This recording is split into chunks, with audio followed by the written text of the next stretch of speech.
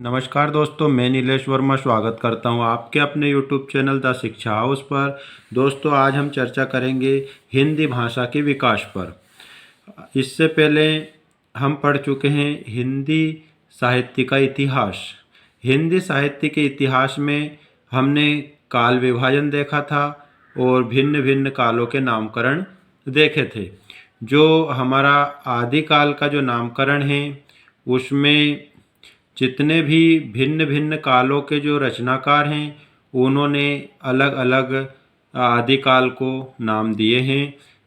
मैं इसको इसलिए बता रहा हूँ क्योंकि जो वीडियो बना था हिंदी साहित्य के इतिहास का, उसमें मिस्टेक से मेरे मुंह से निकल गया था कि जो हिंदी साहित्य जो अपना आदिकाल है उसका जो नामकरण किया है वह उस काल के हैं, जबकि वह उस काल के नहीं बल्कि अलग अलग कालों के रचनाकार हैं और उन्होंने आदिकाल को अलग अलग नामों से जाना है। तो इसको मैंने मैसेज में भी डाल दिया है, कमेंट बॉक्स में भी, इसलिए उसका ध्यान रखें। चलो आइए अब हम स्टार्ट करते हैं हिंदी भाषा का विकास। हिंदी भाषा के विकास से पहले अपने को ये पता होना चाहिए कि जो हिंदी शब्द है आपका वह किस भाषा का है। हिंदी शब्द जो है मूलतः आपका फारसी भाषा का है ना। और जो हिंदी शब्द है इसकी जो किस तरह से कहने का मतलब यह है कि जो आपका हिंदी शब्द है यह प्रचलन में कैसे आया। हुआ क्या कि जब पहले ईरानी लोग जो थे, जब हमारे भारत में इंटर किया उन्होंने, तो उनको जो सिंधु नदी थी वहाँ के आसपास के एरिया में वो क्या हुए, वहाँ पर रहने लगे। और जो ईरानी लोग जो थे वह सा को हा पढ़ते थे, या प्रोनाउंसिएशन जो उनका था, सा का जो प्रोनाउंसिएशन था वो क्या कहते थे, हा, और जो धा था उसका प्रोनाउंसिएशन था उनका दा। तो इस तरह से सिंधु नदी के किनारे वो बसे हुए थे। तो जो सिंधु था वह चेंज किस में हुआ, हिंदू में, है ना। और हिंदू जो है इसमें फिर बाद में उपसर्ग हटाकर हिंद और फिर ई प्रत्यय लगा, उसके बाद हमारी भाषा हिंदी जो है प्रयोग में आई। यानी कि इस तरह से इसका विस्तार हुआ, या फिर ये कह सकते हैं कि यह इसका क्रम है कि किस तरह से हिंदी प्रचलन में आई। यानी कि जो ईरानी लोग थे जब वह सिंधु नदी के आसपास रहने लगे तो वहाँ के जो लोग थे उन लोगों को उन्होंने हिंदू नाम दिया, और इस तरह धीरे धीरे या चेंज होते होते क्या बन गई, हिंदी बन गई, है ना। इसके बाद इसका विकास क्रम देखेंगे। सबसे पहले संस्कृत, जो संस्कृत भाषा है इसे हिंदी की आदि जननी कहा जाता है। यानी कि संस्कृत भाषा को हिंदी की आदि जननी कहा जाता है। संस्कृत से फिर विस्तार हुआ पाली, उसके बाद प्राकृत, प्राकृत के बाद अपभ्रंश, अपभ्रंश के बाद अवहट, अवहट के बाद प्राचीन या प्रारंभिक हिंदी। यानी कि जो संस्कृत है उसके बाद किसका निर्माण हुआ, पाली का। यानी कि जो बुद्ध थे उनके समय में जो भाषा थी किस प्रकार की थी, पाली। महावीर के समय में प्राकृत भाषा। और फिर आता है अपभ्रंश। अपभ्रंश का मतलब ये होता है कि जो प्राकृत भाषा थी उसका विकृत रूप क्या कहलाता है, अपभ्रंश कहलाता है। और अपभ्रंश से अवहट का निर्माण हुआ, और अवहट के बाद प्राचीन या प्रारंभिक हिंदी प्रचलन में आई। तो ये है हिंदी का विकास क्रम। आइए आगे देखते हैं हिंदी जो है किस परिवार की भाषा है।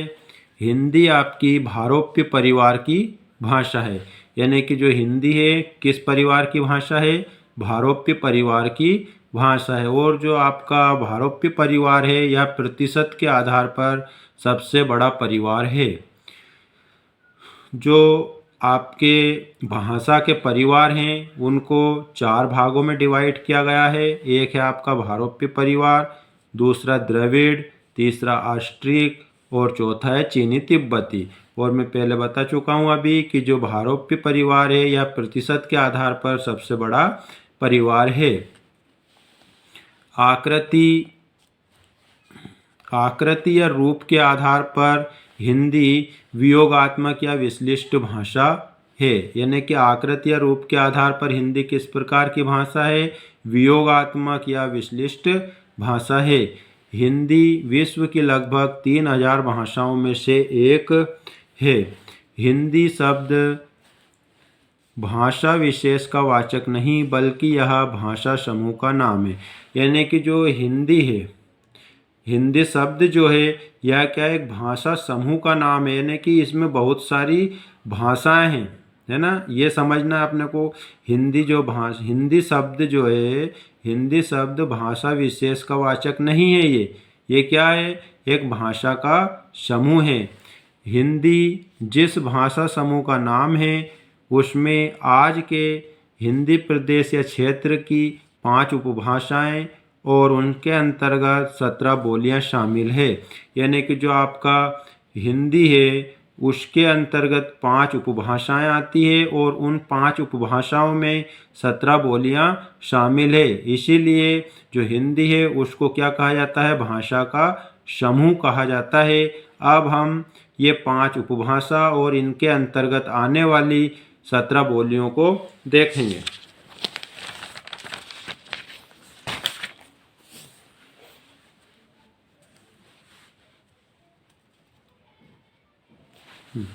उपभाषा कौन कौन सी है उनको देखो। 5 जो उपभाषाएं हैं, एक है आपकी राजस्थानी, पश्चिमी हिंदी, तीसरी है आपकी पूर्वी हिंदी, चौथी बिहारी और 5वीं पहाड़ी।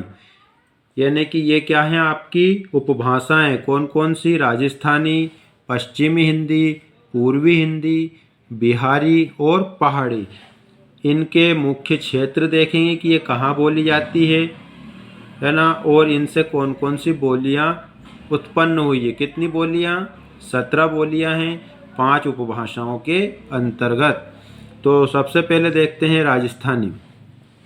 राजस्थानी जो उपभाषा है नाम से स्पष्ट है किस क्षेत्र में बोली जाएगी? राजस्थान में बोली जाएगी।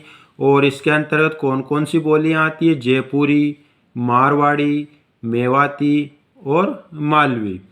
अच्छा, इनके जो ये बोलियां बोली जाती है इनका एरिया भी डिवाइड है। जैसे कि आपकी जो जयपुरी या ढूंढाड़ी, जयपुरी को ही क्या बोला जाता है? ढूंढाड़ी बोला जाता है, या आपकी पूर्वी राजस्थान में बोली जाती है। मारवाड़ी जो है या पश्चिमी राजस्थान में बोली जाती है।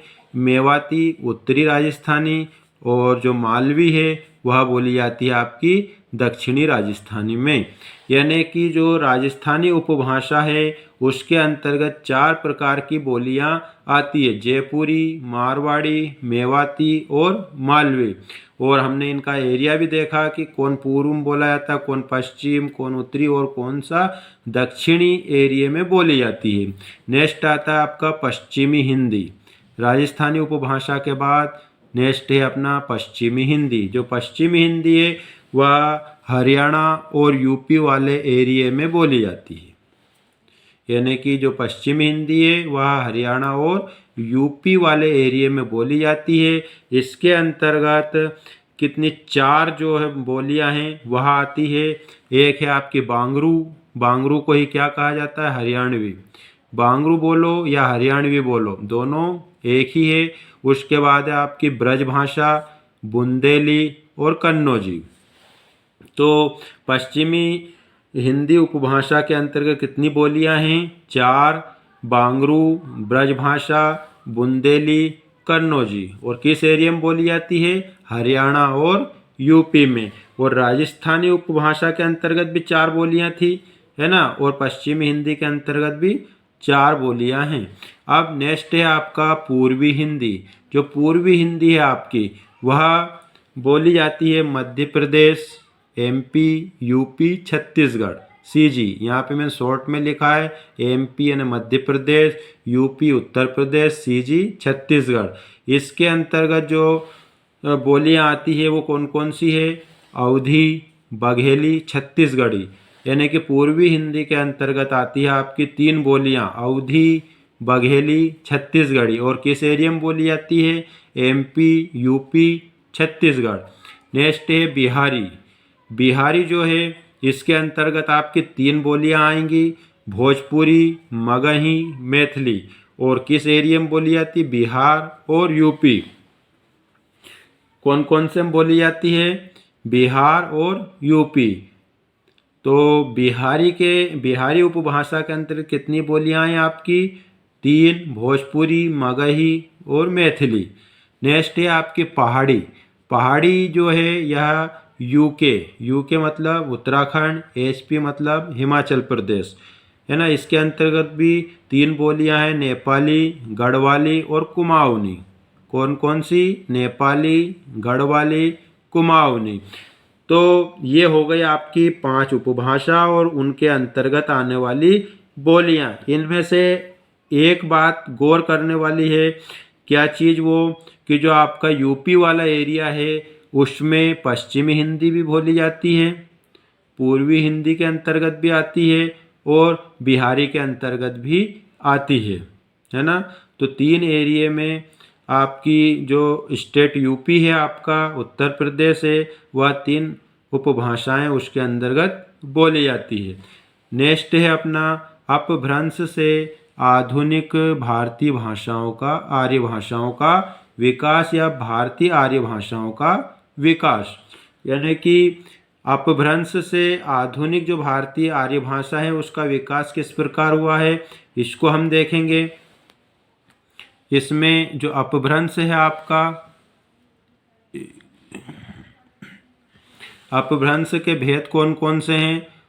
शोरसेनी, अर्धमागधी, मागधी, खस, ब्राचड़ और महाराष्ट्री। कौन कौन से हैं इसमें अपभ्रंश के भेद? शोरसेनी, अर्धमागधी, मागधी, खस, ब्राचड़ और महाराष्ट्री। ठीक है। अब इनका जो एरिया है उसको देखेंगे, ठीक है, कि यह किस किस एरिया में बोली जाती है। जो आपकी शोरसेनी होती है वह गुजराती, राजस्थानी और पश्चिमी हिंदी जो है यह शोरसेनी के अंतर्गत आती है आपकी। और गुजरात, राजस्थान और जो पश्चिमी हिंदी वाला एरिया वो हमने ऊपर देख लिया है कि कौन कौन से पश्चिमी हिंदी के एरिया हैं और उनमें वो बोली जाती है। तो इस तरह से जो आपकी शोरसेनी है वह गुजराती, राजस्थानी और पश्चिमी हिंदी के एरिया में आती है। फिर आपका अर्धमागधी।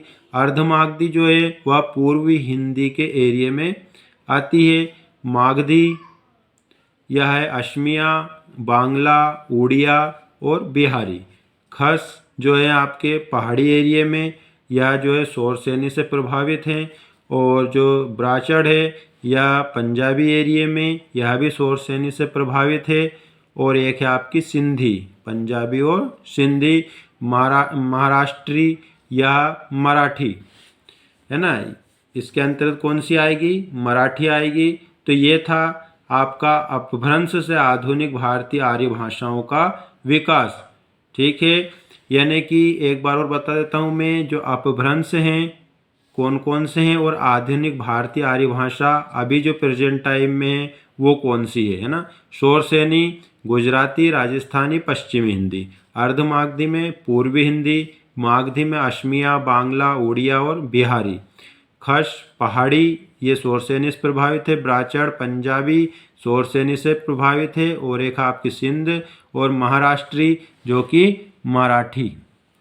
ठीक है। अब आता है नेक्स्ट आपका राष्ट्रभाषा और राजभाषा।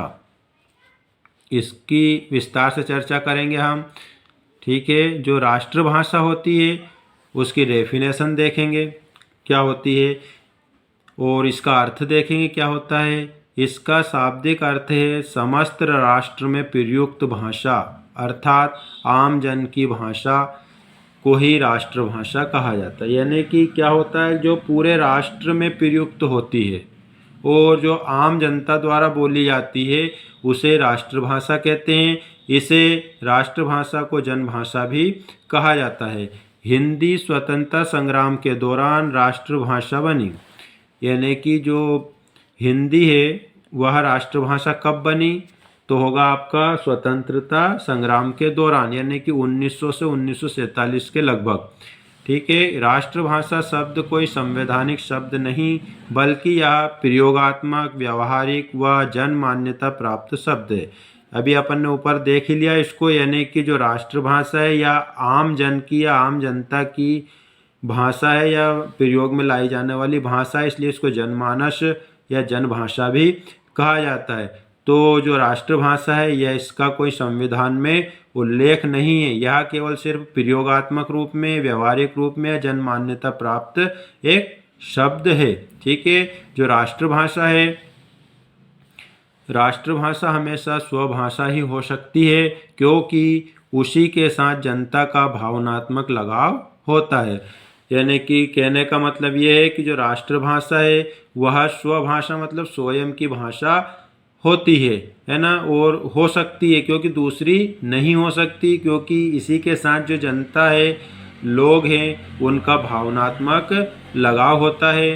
राष्ट्रभाषा का स्वरूप लचीला होता है और इसे जनता के अनुरूप किसी भी रूप में ढाला जा सकता है। जॉर्ज गिरियर्सन ने हिंदी को आम बोलचाल की महाभाषा कहा है। यानी कि जो जॉर्ज गिरियर्सन हैं, लेखक हैं, उन्होंने हिंदी को आम बोलचाल की क्या बोला है? महाभाषा कहा है। अब आता है आपका राजभाषा। राजभाषा का शाब्दिक अर्थ है राजकाज की भाषा। जो भाषा देश के राजकीय कार्यों के लिए प्रयुक्त होती है वह राजभाषा कहलाती है। यानी कि जो दफ्तरों, कार्यालयों, इनमें जो भाषा प्रयोग होती है उसे राजभाषा कहा जाता है। यानी कि जो राज्यों, एक राज्य से दूसरे राज्य में जो पत्राचार होता है, इनमें जो भाषा उपयोग होती है उसे ही राजभाषा कहा जाता है। जो राजभाषा है यह एक संवैधानिक भाषा है, और जबकि राष्ट्रभाषा जो है यह एक संवैधानिक नहीं है, बल्कि प्रयोगात्मक, व्यवहारिक व जनमान्यता प्राप्त है। और जो राजभाषा है वो कैसी है? एक संवैधानिक भाषा है। इसे संवैधानिक दर्जा 14 सितंबर 1949 को दिया गया। यानी कि जो राजभाषा है हिंदी जो है आपकी राजभाषा, उसे 14 सितंबर 1949 को संवैधानिक दर्जा दिया गया। इसीलिए 14 सितंबर को हिंदी दिवस मनाया जाता है। तो हिंदी दिवस कब मनाया जाता है? 14 सितंबर को। क्यों मनाया जाता है? क्योंकि इस दिन इसे 1949 में संवैधानिक दर्जा दिया गया। राजभाषा का प्रयोग क्षेत्र जो होता है वह सीमित होता है। जो राजभाषा है उसका प्रयोग क्षेत्र क्या होगा? सीमित होता है। राजभाषा कोई भी भाषा हो सकती है, स्वभाषा या परभाषा। यहाँ कहने का मतलब क्या है इनका?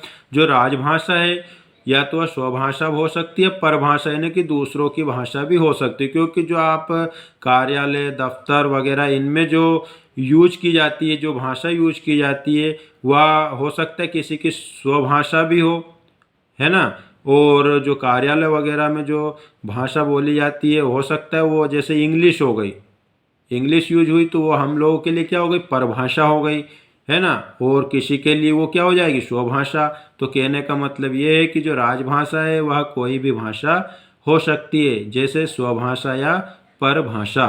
राजभाषा का एक निश्चित मानक स्वरूप होता है ना। यानी कि जो राजभाषा होती है उसका एक निश्चित मानक रूप होता है, जिसके साथ छेड़छाड़ या प्रयोग नहीं किया जा सकता। अनुच्छेद 343 के अनुसार संघ की राजभाषा हिंदी और लिपि देवनागरी होगी। यानी कि किस अनुच्छेद के अंतर्गत जो हिंदी है उसको संघ की राजभाषा घोषित की गई? तो अनुच्छेद 343 के अनुसार। और लिपि क्या रहेगी? देवनागरी। और जो अनुच्छेद 351 है आपका, इसमें हिंदी के विकास के लिए निर्देश दिए गए हैं। राजभाषा विधेयक को गृह मंत्री लाल बहादुर शास्त्री ने प्रस्तुत किया था। यानी कि जो राजभाषा विधेयक है इसको किसने प्रस्तुत किया था? तत्कालीन गृह मंत्री लाल बहादुर शास्त्री जी ने राजभाषा विधेयक प्रस्तुत किया था, है ना। इसके बाद हम देखेंगे भाषाएं। कौन कौन सी भाषा है और उनको कब कब संविधान में जोड़ी गई, मूल भाषा कितनी है, इन सब के बारे में चर्चा करेंगे। आइए, जो भाषाएं हैं, भाषाओं का उल्लेख संविधान की 8वीं अनुसूची में किया गया है। क्वेश्चन इम्पोर्टेंट है कि जो भाषाएं हैं उनका उल्लेख संविधान की किस अनुसूची में किया गया है, तो 8वीं अनुसूची में, है ना। इसमें संविधान द्वारा मान्यता प्राप्त 22 प्रादेशिक भाषाओं का उल्लेख है। कितनी भाषाओं का? 22। लेकिन प्रारंभ में जो आपकी अनुसूची थी उसमें 14 भाषाएं थी। कितनी? 14। अब कितनी है टोटल? 22। तो हम देखेंगे कि 14 से 22 तक का जो इनका जो समय रहा या क्रम रहा, या यूँ बोल सकते हैं कि किस प्रकार इसमें वृद्धि हुई, उनको देखेंगे। सबसे पहले 15वीं भाषा। 14 भाषाएं तो थी ऑलरेडी, अब आता है आपका 15वीं भाषा। 15वीं भाषा कौन सी थी आपकी? सिंधी। कौन सी? सिंधी। इसे कब जोड़ा गया? 1967 में 21वें संविधान संशोधन के द्वारा। यानी कि जो आपकी 15वीं भाषा है उसको 21वें संविधान संशोधन 1967 के द्वारा सिंधी को 15वीं भाषा के रूप में अपनाया गया। उसके बाद 16, 17 और 18 तीनों भाषाएं कौन कौन सी हैं? वो कोंकणी, मणिपुरी और नेपाली। कोंकणी, मणिपुरी और नेपाली, इनको 71वां संविधान संशोधन 1992 के द्वारा संविधान की जो अनुसूची है उसमें जोड़ा गया। उसके बाद 19, 20, 21 और 22 ये जो भाषाएं हैं इनको 92वां संविधान संशोधन 2003 में जोड़ा गया। कौन कौन सी भाषाएं? बोडो, डोगरी, मैथिली और संथाली। इसको याद कैसे रख सकते हैं? BDMS। बी से बोडो, डी से डोगरी, एम से मैथिली और एस से संथाली। इन चारों को कब जोड़ा गया? 92वां संविधान संशोधन द्वारा 2003 में जोड़ा गया। तो इस तरह हमने देखा कि जो 15वीं जो भाषा थी उसको 1967 में, है ना, 16, 17 और 18वीं जो थी उनको 1992 में, और 19, 20, 21, 22 इनको 2003 में संविधान की अनुसूची में जोड़ा गया। और इस तरह से हमारे 8वीं अनुसूची में भाषाओं की संख्या कितनी हो गई? टोटल 22। अब जो आपका हिंदी है वह 9 राज्यों और 1 केंद्र शासित प्रदेश में बोली जाती है। यानी कि टोटल कितने हो गए? 10 राज्यों में बोली जाती है। कौन कौन से? MP, छत्तीसगढ़, उत्तर प्रदेश, UK, हिमाचल प्रदेश, हरियाणा, राजस्थान, बिहार, झारखंड और 1 केंद्र शासित प्रदेश दिल्ली। तो इस तरह से 9 राज्य और 1 केंद्र शासित, अगर कुल मिला के बोला जाए तो 10 राज्यों में हिंदी बोली जाती है। अब हम देखेंगे बोलियां क्या होती है ना। बोली, विभाषा, भाषा, किस तरह से इसका विकास होता है उसको देखेंगे। बोलियों को देखेंगे पहले। विभिन्न बोलियां राजनीतिक, सांस्कृतिक आधार पर अपना क्षेत्र बढ़ा सकती है। यानी कि जो बोलियां होती है एक सीमित क्षेत्र होता है। यानी कि कहने का मतलब है कि जो सीमित क्षेत्र में बोली जाती है उन्हें कहा जाता है बोली। यानी कि इनका कोई व्यापक स्तर नहीं होता। लेकिन ये बढ़ती कैसे हैं? जब राजनीतिक और सांस्कृतिक आधार इनको मिल जाता है तो ये क्या हो जाती है? धीरे धीरे बढ़ना स्टार्ट कर देती है। और जब यह इनका स्तर थोड़ा बड़ा हो जाता है तो यह किसका रूप ले लेती है? विभाषा का रूप ले लेती है। तो अब हम देखें विभाषा, यह बोली का विस्तृत रूप है। यानी कि जब बोली राजनीतिक और सांस्कृतिक आधार पर जब बड़ी हो जाती है तो उसे बोला जाता है विभाषा, है ना। बोली साहित्य रचना के आधार पर अपना स्थान उच्च कर विभाषा में परिवर्तित हो जाती है। यानी कि कैसे? यानी कि जो तो राजनीतिक या सांस्कृतिक में यानी कि जो रचनाएं होती है साहित्य में उनमें स्थान प्राप्त करके क्या होती हैं? ये बड़ी हो जाती हैं। और जब बड़ी हो जाएंगी तो किस में परिवर्तित हो जाएंगी? आपकी विभाषा में परिवर्तित हो जाएगी। कुछ विभाषाएं कौन कौन सी देख लीजिए। ब्रजभाषा, अवधी, खड़ी बोली, भोजपुरी, मैथिली, है ना। अच्छा, अगर क्वेश्चन इस तरह से आए कि ये पूर्व में क्या थी, तो पूर्व में ये बोलियां होंगी, क्योंकि जब इनका साहित्य में क्या हुआ, प्रयोग होने लगा, तो ये क्या बन गई, विभाषाएं बन गई। और विभाषा के बाद में जब इनका व्यापक स्तर पर प्रयोग होने लगता है तो वो क्या बन जाती है, आपकी भाषा। तो इस तरह भाषा का निर्माण होता है, जैसे बोली, बोली से विभाषा बनती है और विभाषा से भाषा।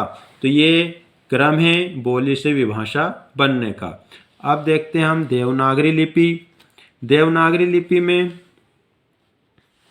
जो होता है आपका कि लिपि को किस तरह से पहचान सकते हैं या परिभाषित कर सकते हैं, उसको देखेंगे। जो आपकी भाषा होती है और लिपि होती है, इन दोनों में बहुत अंतर होता है। देखो, भाषा क्या होती है, उच्चारित ध्वनि संकेतों की सहायता से भाव या विचार की अभिव्यक्ति भाषा कहलाती है।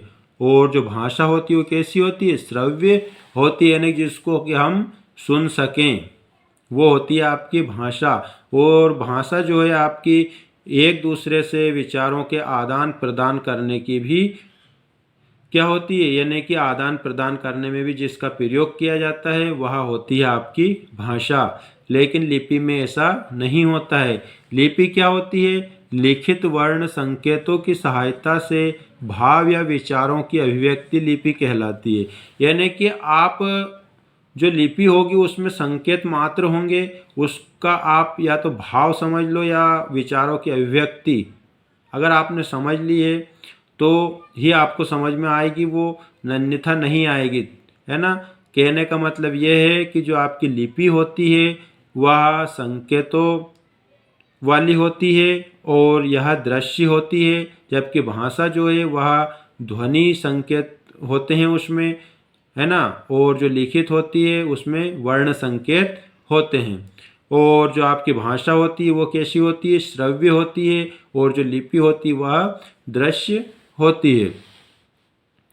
भारत की सभी लिपियां ब्राह्मी लिपि से ही निकली है, यानी कि सबसे बड़ी लिपि कौन सी है, आपकी ब्राह्मी लिपि है। इसी से ही सारी लिपियों का उद्गम हुआ है। ब्राह्मी लिपि का प्रयोग वैदिक आर्यों ने शुरू किया था। यानी कि जो ब्राह्मी लिपि है उसका प्रयोग किसने प्रारंभ किया था, वैदिक आर्यों ने प्रारंभ किया था, है ना। और इसी लिपि से सारी लिपियों का निर्माण या उद्गम हुआ है। गुप्त काल के आरंभ में ब्राह्मी के दो भेद हो गए, यानी कि गुप्त काल में इनका डिवाइडेशन हो गया, उत्तरी और दक्षिणी ब्राह्मी। कौन कौन सी, उत्तरी ब्राह्मी और दक्षिणी ब्राह्मी। कब हुआ ये, गुप्त काल में। उत्तरी ब्राह्मी से नागरी लिपि का विकास, यानी कि अब हम जो देखेंगे उत्तरी ब्राह्मी जो है उससे नागरी लिपि का विकास किस तरह हुआ है उसको देखेंगे। उत्तरी ब्राह्मी जो है उससे पहले गुप्त लिपि, यानी गुप्त काल में ही ये अलग हुए थे।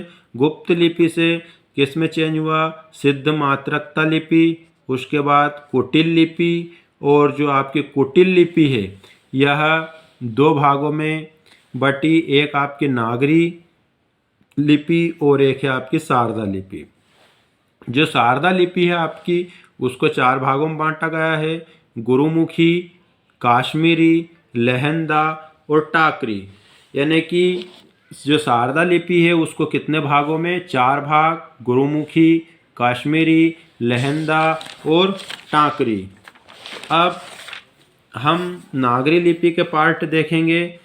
जो नागरी लिपि है इसे दो भागों में बांटा गया है, एक है आपकी पूर्वी शाखा और एक है आपकी पश्चिमी शाखा।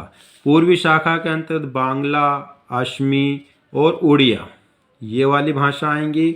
उसके बाद जो पश्चिमी शाखा में देवनागरी, राजस्थानी, गुजराती, महाजनी और कैथी। ठीक है। अब जो आपके देवनागरी हैं इसके कुछ फैक्ट देख लेते हैं। जो आपकी देवनागरी लिपि होती है उसे लोकनागरी लिपि भी कहा जाता है, यानी जो देवनागरी लिपि है उसे क्या कहा जाता है, लोकनागरी लिपि भी कहा जाता है। और इसे ही हिंदी लिपि भी कहते हैं। इसके गुण क्या हैं वो देख लो। यह लिपि बाईं ओर से दाईं ओर लिखी जाती है, यह अक्षरात्मक लिपि है, इसका प्रयोग बहुत व्यापक है। यह संस्कृत, हिंदी, मराठी, नेपाली की एकमात्र लिपि है। यानी कि जो देवनागरी लिपि है वह किनकी एकमात्र लिपि है? संस्कृत, हिंदी, मराठी और नेपाली। ये हमने देवनागरी के गुण देखें। अब हम देखेंगे मानकीकरण, यानी कि भाषा का मानकीकरण किस प्रकार से होता है। यानी कि जब तक भाषा को मानक रूप नहीं मिलेगा वह आगे नहीं बढ़ेगी। तो मानक का अभिप्राय है आदर्श, श्रेष्ठ अथवा परिनिष्ठित। क्या है इसका अभिप्राय? उसमें आदर्श होना, श्रेष्ठ होना और परिनिष्ठित होना चाहिए। मानकीकरण को किस प्रकार परिभाषित किया जा सकता है? किसी भाषा का बोलचाल के स्तर से ऊपर उठकर मानक रूप ग्रहण कर लेना उसका मानकीकरण कहलाता है। यानी कि कहने का तात्पर्य यह है कि जब जो भाषा है वह आम बोलचाल से ऊपर उठकर साहित्यिक रचनाएं जिसमें होने लग जाए तो ये समझ लो कि उस भाषा का वह मानकीकरण होगा। यानी कि उसका स्तर क्या हो जाता है? बढ़ जाता है। और इसके 3 सोपान होते हैं। कौन कौन से? बोली, भाषा और मानक भाषा। अगर यहाँ पर आप जोड़ो जो हमने पीछे पढ़ा है, जैसे बोली, बोली से विभाषा, विभाषा से भाषा और भाषा के बाद मानक भाषा, यानी कि यह सबसे शुद्ध रूप होता है। यानी कि जो मानक भाषा है या मानकीकरण जब भाषा का हो जाता है तो वो क्या हो जाता है? भाषा का शुद्ध रूप हो जाता है। इसका दोष क्या है? यानी कि ये तो ठीक है जब इसका विस्तार होगा या बढ़ने लगेगा तो ये तो इसका गुण हो गया, लेकिन इसमें दोष भी है। दोष क्या है? मानकीकरण करने से भाषा में स्थिरता आने लगती है जिससे भाषा की गति अवरुद्ध हो जाती है। यानी कि एक लेवल पे आने के बाद भाषा में क्या होगा? स्थिरता आ जाएगी, है ना। और उसके बाद में जो उसकी गति है वह रुक जाएगी। तो मानकीकरण का दोष क्या हो गया? इसमें भाषा की गति क्या हो जाती है? अवरुद्ध हो जाती है। मानक भाषा के तत्व हैं कौन कौन से उनको देखो। मानक भाषा के मुख्यतः 7 तत्व होते हैं। कौन कौन से? ऐतिहासिकता, बहुसंख्यक प्रयोगशीलता, स्वायत्तता, केंद्रोन्मुखता, सहजता या बोधगम्यता, व्याकरणिक साम्यता और सर्वविध एकरूपता। ये जो हैं आपके मानक भाषा के तत्व हैं। ठीक है, मैंने कुछ संस्थाएं लिखी है आप नीचे उनको देख लेते हैं। ये कभी कभी एग्जाम में पूछ ली जाती है एज इट इज। जो राष्ट्रभाषा आंदोलन है ना या हिंदी आंदोलन से संबंधित धार्मिक सामाजिक संस्थाएं हैं ये, इनको देखो। ब्रह्म समाज, ब्रह्म समाज जो है इसका हेडक्वार्टर कहाँ है या मुख्यालय कहाँ है? कलकत्ता में है ना। और जो ब्रह्म समाज है इसकी स्थापना राजा राम मोहन राय ने 1828 में की थी। यानी कि जो ब्रह्म समाज है इसकी स्थापना राजा राम मोहन राय ने 1828 में की और इसका मुख्यालय कोलकाता में है। प्रार्थना समाज, प्रार्थना समाज का मुख्यालय बम्बई में है। इसकी स्थापना 1867 में आत्मरंग पांडुरंग ने की थी। थियोसॉफिकल सोसाइटी, इसके जो हेडक्वार्टर है वह है अडियार मद्रास में। इसकी स्थापना 1875 में H.S. ओलकॉट एवं मैडम ब्लॉत्स्की ने की थी। रामकृष्ण मिशन, इसकी स्थापना 1897 में विवेकानंद जी ने की थी। कहाँ पर? वेल्लोर में इसकी स्थापना की। तो ये 4-5 हमने संस्थाएं देखी जिन्हें हिंदी आंदोलन से संबंधित हैं। ये इन्हें धार्मिक या सामाजिक संस्थाएं कहते हैं। इन्होंने क्या किया है? जो हिंदी भाषा थी इसके प्रचार प्रसार को बढ़ावा देने में अहम भूमिका निभाई। इस तरह से यह हमारा हिंदी भाषा का विकास वाला चैप्टर समाप्त होता है ना। वीडियो देखने के लिए आप लोगों का बहुत बहुत धन्यवाद। Thank you.